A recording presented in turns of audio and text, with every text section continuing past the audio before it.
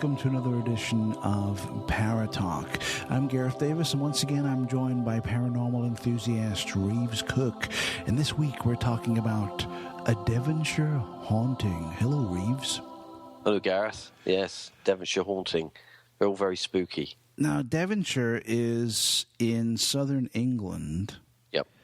And this is about a haunting. Yes. Yeah, it's in the county of Devon, yeah. Okay, so let's tell us a little bit about this. Give us an overview of the case, and then we'll get into details. Right. Well, this happened back in 1988. So, I mean, we say 1988, but it was a few years ago, Yeah. And this revolves around one individual. Well, to start with one individual, but later on two individuals. Now, 36-year-old Fiona Hutchins, she lived in another part of Devon which was very isolated. And, of course, when you live in the isolated life, because obviously down there in Devon, there are a lot of open spaces, and you can live in some quite isolated places. Right. She had kind of had a little bit enough of living the solitude life and wanted maybe a few more people around her. One of the reasons she decided to change her lifestyle was because her mother was advancing in years and she'd become a little bit ill. So she thought, well, if I move a little bit closer to her, less commuting, and she started to look around. She started to look around and she found her dream home. A perfect place. Okay. It was a cottage which was built in 1914 originally. That was when it was built. So it was an old-style cottage. A little bit out of her price range, but with a squeeze she could afford it. And it was just outside of the town of Teignmouth. Teignmouth being an old mining town, not so much anymore, more of a tourist attraction now. Okay. And it was not in the bustling heart of any place, but it was in a much more busier place than when she was originally used to living in. So there were people around. It was a community. It was a small village. Right. So she's used to living in a kind of rural lifestyle. Yeah. Keeping herself to herself. She finally gets the house of her dreams, and she has neighbors, essentially. Yeah, people that she can commute with and talk to. Right. Good morning. And, of course, she's nearer to her mother as well. Okay. Anyway, great. She decides to do the deal and move in, and everything's great. She's in a nice place. She's got a lovely garden, and she decides, this is my life. A few months go by. Everything's fine.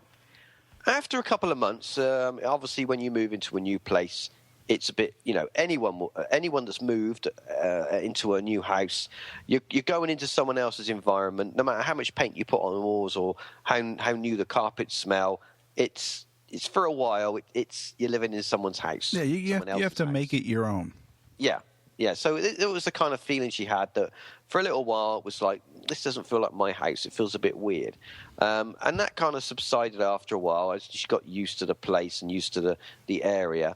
But then she couldn't shake off this feeling that she wasn't quite alone. When I say she wasn't quite alone, I don't mean that there were other people in her house or she was seeing other people. She just had a feeling. Like the feeling of being watched or someone is in the room with you, that kind of thing. Yeah, just that strange atmospheric feeling of, this doesn't, maybe someone stood behind me but there's no one there, that kind of thing. Okay. Anyway, 6 months goes by, and unfortunately, even though she moved closer to her mother's health deteriorated, and unfortunately her mother passed away. Right.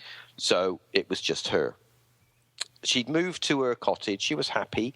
Unfortunately, her mother had passed away, getting on in years, and that was 6 months had gone by the time she'd moved in and got sorted and stuff. She carries on living her life, doing her thing, just carrying on as most people do and working through it.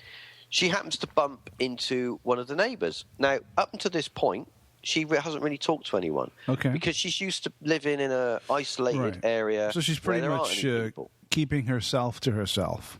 Yeah. And she happens to bump into an older lady who approaches her one afternoon. And she explains, "You're the lady that's moved into the cottage on the corner." Yeah. And she said, "Yeah, I'm the person." She starts to say, "Well, have you heard about the stories?" And of course, she's thinking, "Okay, this must be the always a red flag right there, right? Yeah, Big time. Have you heard of the stories? Yeah. Why it was been empty for so long and stuff." And of course, she's like, tongue in cheek, "Well, please tell me." And she said, "Well, there was a individual that lived in there, and apparently they went mad." And of course, okay, thank you very much. That's great. She said, "Well, I would." This individual says, "I've never walked past that place. It's something strange about it. Very strange, nasty things have gone on there." Hmm. And of course, she thought this person was a bit mental. Well, see, what that's doing is, it's planting seeds, right? So she's living alone. She's living in an old property. She occasionally has the feeling that she's not alone and she's being watched. And now a complete stranger tells her this. Now that's putting a lot of stuff in her head. Definitely front loading you. So you're going to think. Even if you do say to yourself, "Okay, the person's just a gossip, they're just trying to make drama," right? You're still going to come away from that thinking, "Well, maybe." Absolutely, yeah, totally. What have I moved into here? Right, the wheels are going to be turning in your head. Yeah. Anyway, she kind of come away with that and kind of brush it to one side. Whatever. Thanks for the info, but I'm just going to carry on with my life. 2 months go by. She forgets all about it. Totally forgets all about it. She decides that it's time to get out in the garden, tidy the place up, make it look nice. It's a cottage. All cottages have nice gardens, apparently. And she's doing her gardening, and she's planting some flowers and doing some digging. And she digs down into one area of the garden, and she hits something. Clunk. What's that? She digs a bit lower and digs around it, and it's like a bin bag, polystyrene garbage bag with like string around it. She pulls it out, and she's thinking, what's this? Cuts the string away, cuts the bag away, and it's the mummified remains of a cat. Oh, okay. So someone had buried a cat in the backyard. Exactly. She thought, okay, the person that lived here before, they had a pet cat, and it got sick, and it died, and they just buried it. Exactly. Everyone, we've done that. Yeah, of course, yeah. She thinks nothing of it. She carries on with her gardening. A few days go by, and she carries on, and she finds another one of these bags with another cat. Well, this time it wasn't a complete cat. It was part of a feline. Okay. It was part of it. And after a while of doing her gardening, she found a number of these animal remains scattered throughout the garden on different points of the compass. North, south, west, east. She started to get a little bit concerned then. Well, that is concerning because, if you find one, then obviously, okay, so it was a family pet that died and they buried it in the backyard. All right, that's normal. That makes sense. Move on. But when you're finding, 4, 5, 6 of these things all buried in the backyard, something is not right. It was exactly what she started to think. She thought to herself, okay, maybe the old lady who I met a few months ago wasn't telling porkies. Maybe she was telling the truth and trying to warn me. And now, these couple of months later, she started to discover, something is afoot here. Anyway, so she carried on. She disposed of these things that she found because she didn't really want them in the garden, so she disposed of them. And she just kind of carried on living life. Now, at this point, this is when things started to take a twist and things started to change. It started quite quietly. She was in the kitchen one evening doing the washing up from her evening meal, and she thought she could hear people talking in the house. She brushed it off as maybe people outside walking by. It was a warm evening and that kind of thing, and that she maybe overheard their distant conversation. Sometime later, she's then got the feeling that someone was in the room behind her, stood behind her, She turned around. Obviously, no one's there, and now she's starting to think, "Oh, am I starting to go a bit loopy?" Sometime later, I don't know if it was the same day or a consecutive day, but she was in the kitchen again, and she started to get the microwave malfunctioned. It actually shorted out. And she started to get this spate. After that point, she started to get this spate of electrical problems in the property. Now, she said before she, I think it was before she moved in, that everything was fine. There was no faults or anything like that. It was all, you get the building checked before you move in. There was nothing, But she was getting these spates of electrical problems over a number of weeks. I think it was, she got through, I think it was 4 televisions. She got through a microwave. She had a problem with her washing machine. Seemed to, when she put it on, she wouldn't be able to switch it off. It wouldn't. You'd have to unplug it from the mains, so it would just keep going. Yeah. She had a problem with small. I think she had a problem with small fires as well. Now, did she get like an electrician in to check the wiring and to check it all, everything's good, or what was the story? Did she get a professional in to look through it? I think she had the appliances checked, and through the only conclusion that they could come to was a power surge had caused the problem. Okay. So whatever it was, but these problems with these items, they only lasted for a small period of time, and it was. I know we're putting A and B together here, but it was after she discovered and removed these remains from the garden. Right. Now let me just ask you quickly, how when all this electrical stuff started to happen, roughly, how long had she been living in the house? Oh, roughly, it would have been maybe 3 to 4 months, because no, actually it was more than that, because it was 6 months from her mother dies at 6, nearly a year, I would say. Okay, so nearly a year. So the first year then is fairly uneventful. Uneventful. Occasionally you'll get the feeling that you're being watched or someone's in the room, but nothing major. It was only after she found and removed the remains of the animals in the backyard is when things started to really happen. But these things are kind of spread out, so these events happen, but that was strange. Okay. Why would that happen? Yeah. But then you kind of move on, and nothing would happen for a while. And it wasn't until October 1989, just over a year later, that something happened which really started to make her think there's something going on in my house. Okay. Let's see. So before we get into what that really is, what happened, let's take a short break. We'll be right back.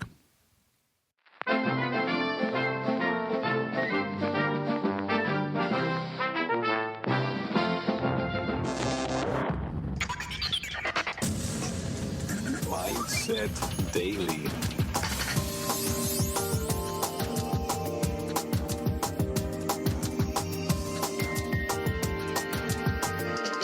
Mindset Daily, hosted by Joe Dunn, a twice weekly and sometimes daily wrap-up on the current news of the strange. Every episode will highlight and comment on news stories that have either not made it into the mainstream or just grabbed our attention. Mindset Daily, your bite-sized alternate news fix. You can listen to Mindset Daily at mindsetcentral.com. Mindset Daily. You're listening to the Mindset Network. You can now hear all of the Mindset Central podcasts while on the go with the Stitcher Smart Radio app. On-demand news, talk, and more on your mobile phone. The latest episodes at Mindset Central are always available for you. No syncing needed and no memory or storage wasted. Available on your iPhone, iPad, Android phones, and beyond. Downloading is easy. Go to Stitcher.com or check out your app store. Stitcher Smart Radio, the smarter way to listen to MindsetCentral.com.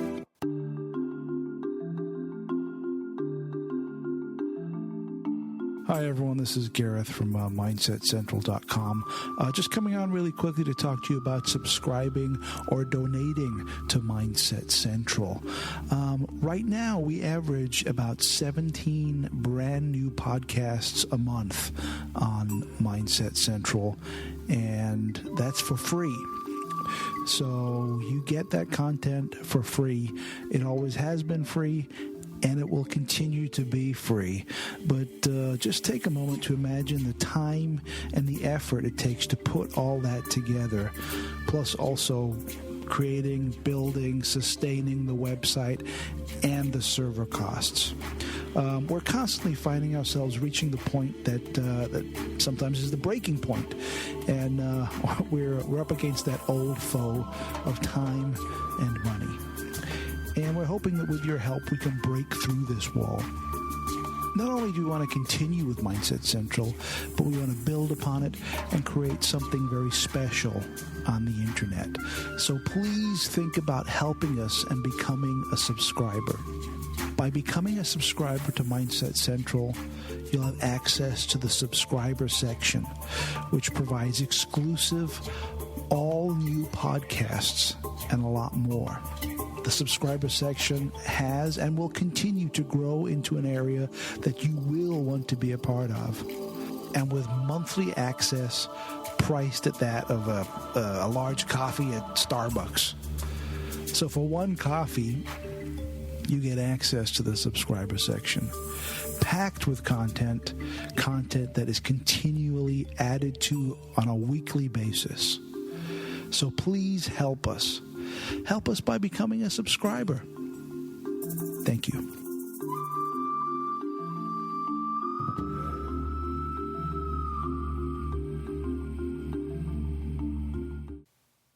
And we're back.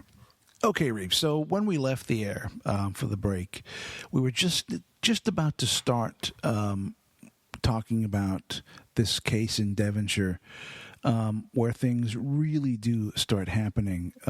Strange things start happening in this cottage about a little over a year after she moves in. So tell us what happened. How does this really kind of kick into high gear?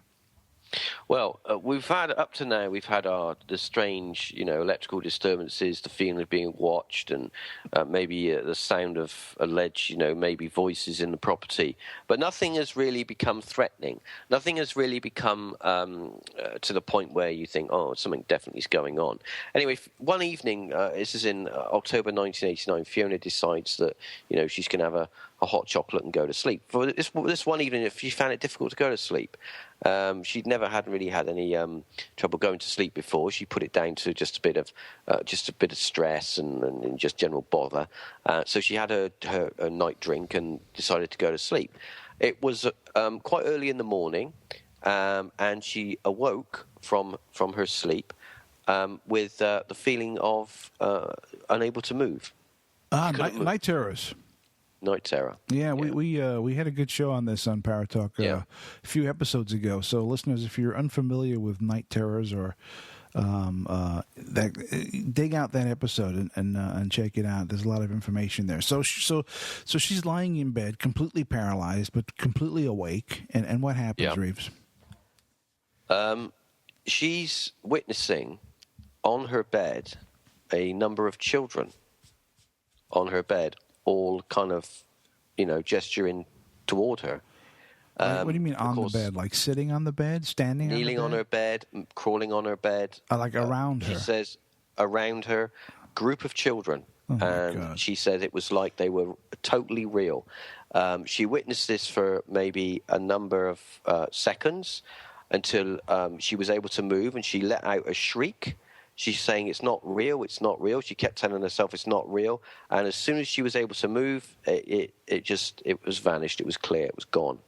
She thought she had some mental episode, the stress was becoming too much. The worry that there was something wrong with her house, that maybe there was a problem with it or whatever, and she put it down to just general stress. But this didn't end with just one experience. This continued, not every night, but it started to become more and more of a regular thing. She would awake in the night, and she would feel that either she couldn't move or that there was small children, beings, whatever you want to call them, apparitions, on her bed, holding her down, gesturing to her, staring at her, that kind of thing. And this went on and on. Anyway, so she decided that she had to do something. And being she's not like a paranormal expert or anything. She's just a normal lady. Yeah. She turns to a local medium. Okay. She asked the medium to visit her house. This medium arranged to come round. It was about a week later, and she decided, she'd basically come into my house and she told her what she was experiencing. The medium did her normal thing, walk around and stuff. Yeah. Now, this is interesting because the medium came back and said to her that what was in the house was far too beyond her ability. So she would have to bring in help. But did she specifically request that the medium or whomever remove whatever's in there? She's like, I want it gone? No, she asked the medium to come and just try and give her some answers. Was she going mad? Okay. Was she imagining all this, or is there something in her house? Right. The medium came back and said, I don't think there's anything actually in your house, but I think there's something going on with the land. And that from what you've explained to me and the things that you found in the area, that at some point in either before the house was built or around near where the house is, because the house was in a semi-secluded wooded area, that there was some sort of black magic undertaken in the area, and it was affecting the area, her home, her area. So who's telling her this? Is the medium telling her this? That there was some kind of witchcraft or something going on? That was what her conclusion was. She decided. The medium then referred her to a local priest who was located in Exeter, the city of Exeter, and the priest was trained in exorcism. Okay. The priest then came out. Also with the medium, who was there to be witness and obviously, introduced the two. The priest did a full blessing of the home. Right. A number of interesting things happened. When the priest did his walkthrough and his reading and everything, and then he started to do his holy water blessing on different things. The lady Fiona and the medium noted that when he was the more holy water that he was splashing around, the more foul the smell of the air became, and also that where the exorcist, the priest, was doing his exorcism, that there was more of a musty, smoky feeling in the air. Right. So it was like he was disturbing something. She said it was most odd. But afterwards, he'd finished his reading, the air seemed to clear. And the feeling of being watched and an oppressive feeling kind of went. It kind of, it went away. Went away. So at this point, did she think that, so the priest came, he did his business, and we're good now? Yeah. Everything's back to normal? They were happy. It was a success. She didn't have, from that point on, she didn't have any more night terrors. She didn't experience this kind of children thing where she'd wake up and find these little kids on her, holding her down and stuff. She didn't experience any of that. She didn't, none of that. She didn't experience any of that. So it was, and by this time as well, shortly after that, she actually met a chap and she got married. The chap was called obviously Vic. His name was Vic, and he was he worked in the Navy, a merchant Navy, and he was away for a number of months at a time. So he didn't live at the property that long. Okay. So he was maybe there for a couple of weeks and away, but he became a second witness to events in the property.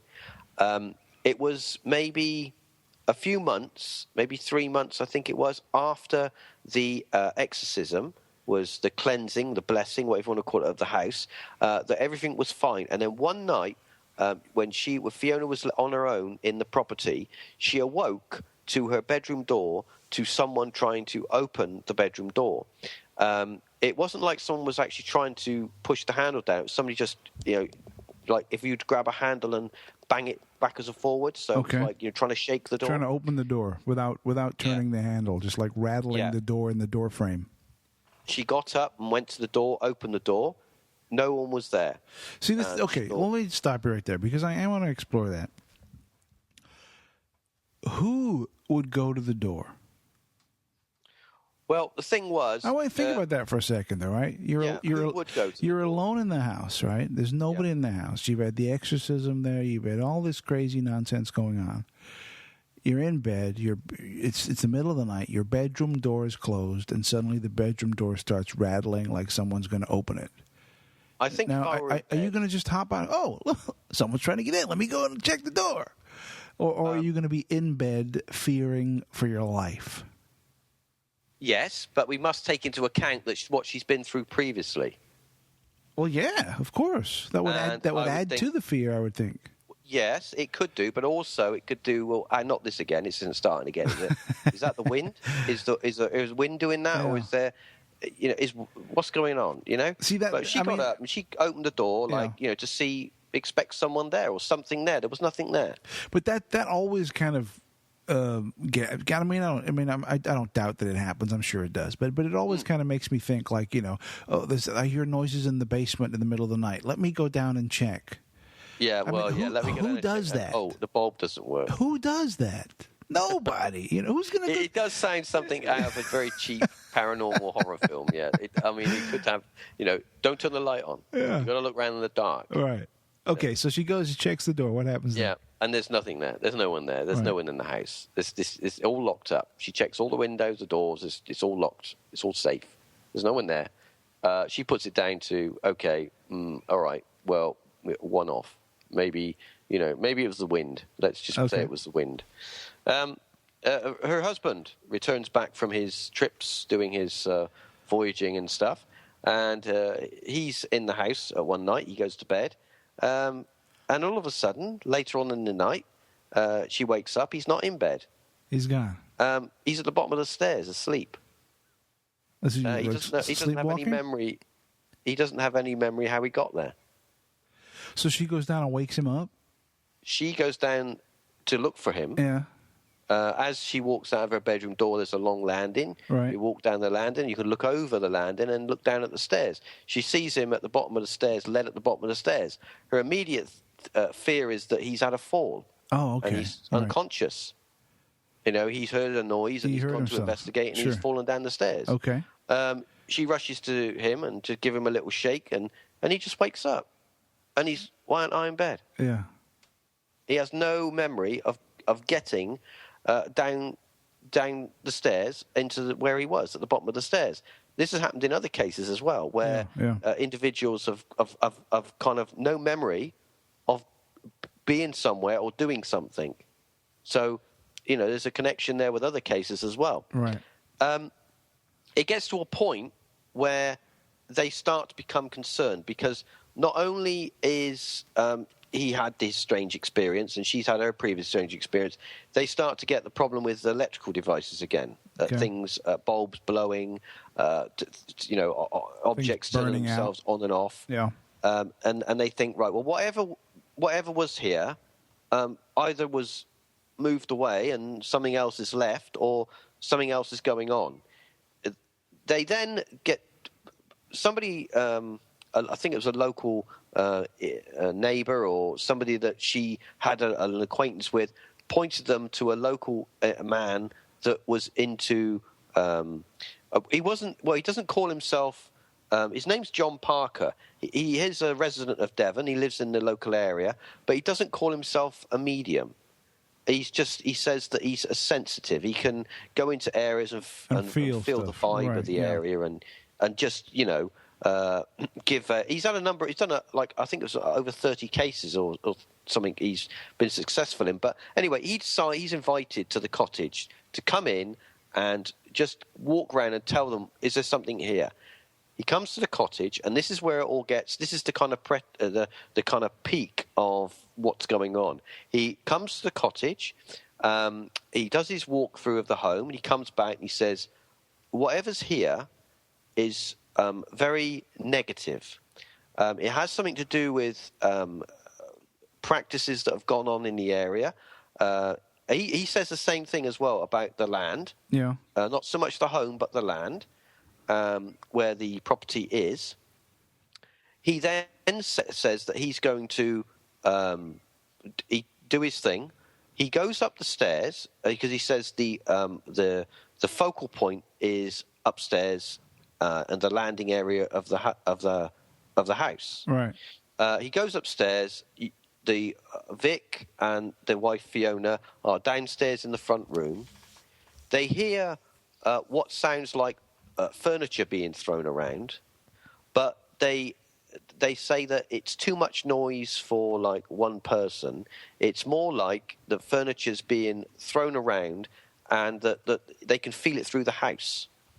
You know, like when a train goes by. Yeah, everything shakes, like even the walls shake. Yeah. Yeah, they hear this noise. They can hear him shouting and having a one-way conversation.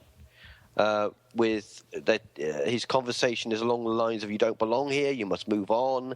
That kind of thing. It's like and this went on for 6 hours. Oh man! This dialogue went on for 6 hours, and the noise went on for 6 hours. They had smells. They had noise. They also had a number of what sounded like people running up and down the stairs, because the stairs were kind of outside in the hallway, but they were kind of connected to the front room, the sitting room wall. Okay. So she said it sounded like a group of people running up and down the stairs. This went on for 6 hours, and then it all went quiet. And this Mr. Parker came down the stairs, and he said, "It's all done. The negative energy is gone, and from this point on, you'll be fine." And that was the actual end of it. Unfortunately, a short time after, because of the problems they've been having in the house, they fell behind, and the bank foreclosed on them, and they lost the property. So that's where the kind of story ends. I can't find any more information on the property to date. Even if it's because we don't know right now whether it's even still standing, right? But we would assume that it is. I would assume it's still there. Yeah.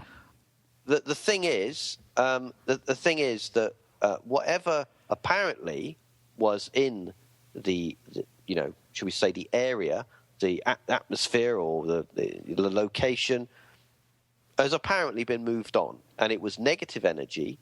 And I don't want to say poltergeist, because that's a totally different thing. And it was allegedly connected to dark rituals that were done in the area, in the woods and the land, either perpetuated by the individual that lived in the house before. Maybe had an interest in the dark arts. Who knows? Maybe the cats in the garden at the different points of the compass was his doing. Who knows? But yeah, so I mean, all in all, a fascinating case. Yeah. And not only was it just witnessed by the owner of the property and her then later husband, but it was also witnessed by a local medium, a church, a priest, exorcist, also witnessed some strange phenomenon in the house, and also the local man he says he's not a medium, he's just someone who with a little bit more sensitive than the average person. Now, and people call him in to help them out. I have I guess a question and a comment that relates not only to this case but many others also. Now, the thing that interests me about this case is that on several occasions they were told that the manifestation or the infestation of whatever it was not associated with the house but with the land. The land, yes. Right. Yeah. And we see this a lot. We see in many haunting cases where a house is demolished, completely demolished, and a brand new house is built in the same spot. And the new house will continue to be haunted. So, and that leads you to believe that it was never the house that was haunted, but it was the land or the environment that was haunted. Definitely. Now, here's my question and or thought, and we see this a lot. But specifically in the case that we just talked about, is that if it is the land and not the property, why did the guy go upstairs? And what was all the banging and the moving around? And you see this a lot also. Yeah. Whereas a brand new house with, say, maybe several floors, and the attic is where it all happens, or the top floor is where it happens. Yeah, they tend to sort of call it the epicenter. But the house, the original property is completely destroyed, and a brand new property is built on the same spot. So why is it that levels to that building, which never existed in the past, are currently the focus of the haunting or whatever? It doesn't make sense. You know what I'm saying? Yeah, I totally. But we're thinking in 3 dimensions. Maybe when you're, maybe the. I'm trying to think of a word that. Maybe the netherworld is multi-dimensional, and it doesn't, and we perceive it in a totally different way than it actually is. Right. There's a case that I'm trying to think of that we actually did cover of an area in England, which was there was a hanging tree, or it was a gallows or something, where a lot of individuals lost their lives, and later there was a housing estate built right next to it, or pretty much on it, and all of those houses had strange activity in them, and it was deduced that maybe the environment had been polluted with this emotional tragedy, and it was affecting the people. Around the people in the homes were basically triggers, emotional triggers for the activity to reoccur. It is interesting that you say, it's in the attic. There's something in the attic. It's like the case in America back in the 90s, where the photographer goes into the attic and he gets the noose around his neck, and he's half hung, and he gets the photograph of him hanging in. Why is it in the attic? Why, if it's a haunted, why is it got to be in the attic? Exactly. There's got to be some sort of. It's something, that does make me think as well. Well, the reason I bring this up is because that I've experienced some stuff, and in a house I used to live in many years ago. I don't want to get into specifics, but the attic of the house was converted into 2 rooms. Yeah. Right. And it was only when the attic was converted into 2 rooms that stuff started happening in the attic.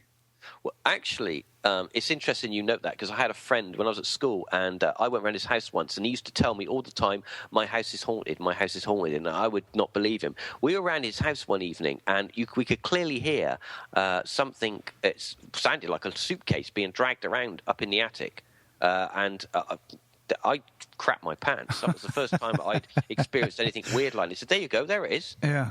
And it certainly wasn't a pigeon or whatever walking around with, it was something you could clearly hear. Sure. It sounded like a suitcase being dragged along. And he said, there it is. That's that noise. It's something in the attic. And that was, I understand where you're coming from there. It's weird. Definitely very strange. And I'm glad that day I didn't go up there and have a look. I might not be here today. Right. Well, thank you very much, Reeves. Another great haunting tale and some great conversation. And thank you so much for listening. And we'll be back very soon with more Para-Talk.